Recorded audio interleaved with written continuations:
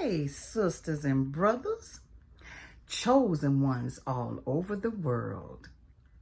Salute. This is your sister Fire. I want to first off say that I hope that you all are doing well and that you all are in good graces and in good health. I came today to speak to you all. And one more thing, I want to thank all of my subscribers and everyone who supports the channel and who supports the ministry. You all are greatly appreciated.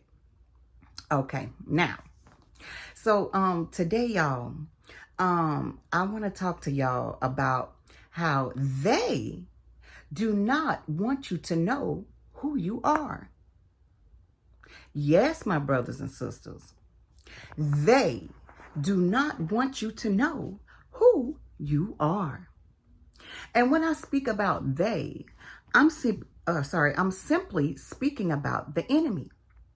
So they could be anybody, okay? It could be supposed to be friend. It could be a family member. It could be a coworker. It could be anyone. Anyone who is allowing the enemy to use them against you. So, yes, they do not want you to know who you really are. And you know why they don't want you to know who you really, truly are, my brothers and sisters?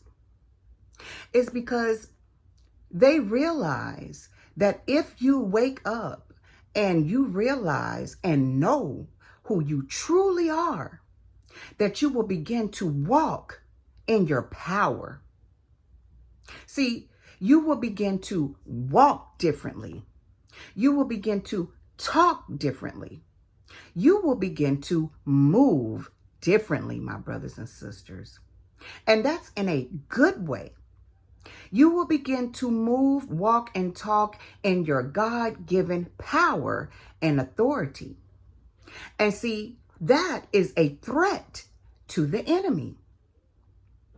So the first step of, knowing who you really and truly are is to first get a relationship with the Lord, my brothers and sisters. Because it's within Him we have our identity. It is within Him we have our being. So once we get that relationship with Him, then He will begin to reveal to us and even tell us who we are. Yes. Now, the second step in knowing who we truly and really are is to also be real and truthful with ourselves, my brothers and sisters. So we have to be honest with ourselves about what we really like, what we really don't like, the things that we like to do, which that always with God is not what we want, it's His will. But if you could just kind of get the gist of what I'm trying to say is, we have to know what we like and what we don't like, okay? So we have to be honest with ourselves about ourselves. Because see, the world, the enemy, Satan and his army would love to come in and try to tell you who you are. Oh, yes. He loves, or she loves to try to come in and try to tell you who you are. Because see, once again, the enemy realizes that if you realize and you know who you really are, you will begin to walk in your power and you will begin to stomp all over his head, my brothers and sisters. So he will always send someone to try to come and tell you who you are and try to get or put all type of influences before you to try to sway you from who you truly are. That's why you see so many celebrities, selling sex, dressing provocatively. It's all in the music.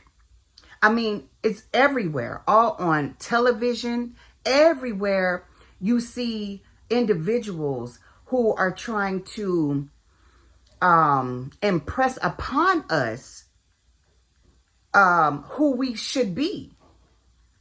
That's why a lot of people are not comfortable with being who they truly are, because they are so worried about what another may think about them, based upon what Satan and his army has impressed upon us in society.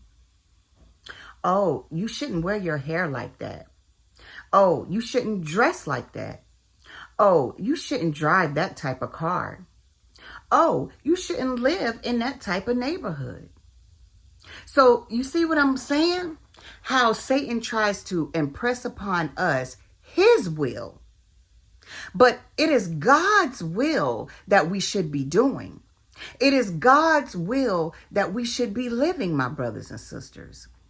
So the enemy understands that, and so he always tries to come in and try to sway you from who you truly are, and try to impress upon you his will, and try to tell you who you are.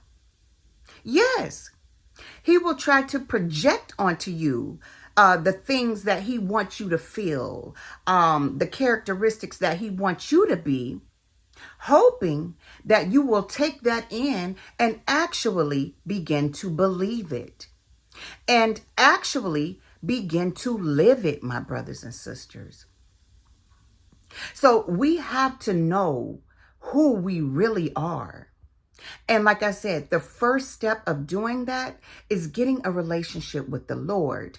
And the second is actually being honest about what we like and what we don't like, and actually standing on it and not being in fear of what other people may think or say, my brothers and sisters.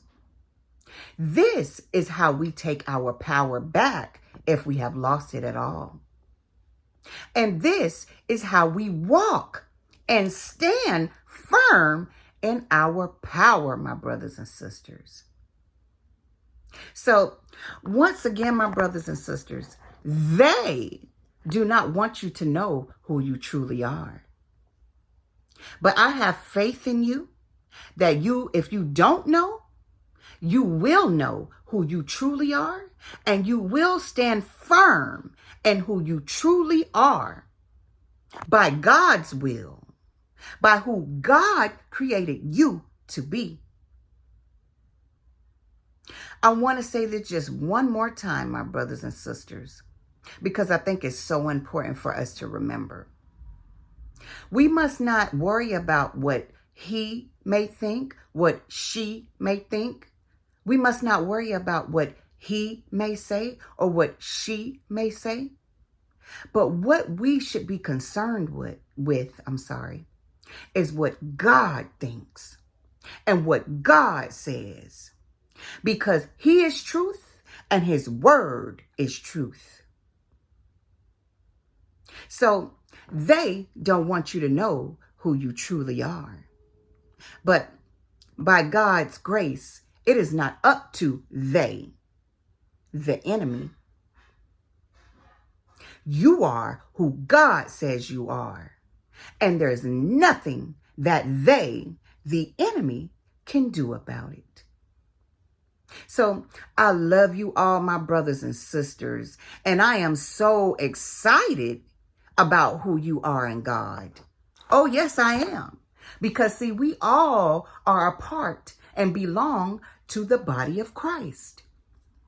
So when we all know who we are and we all are standing strong and firm in that and walking in that power, there's nothing that we cannot accomplish.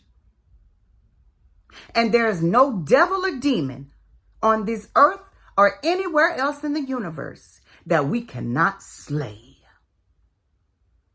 So, with that being said, I love you all. And until next time.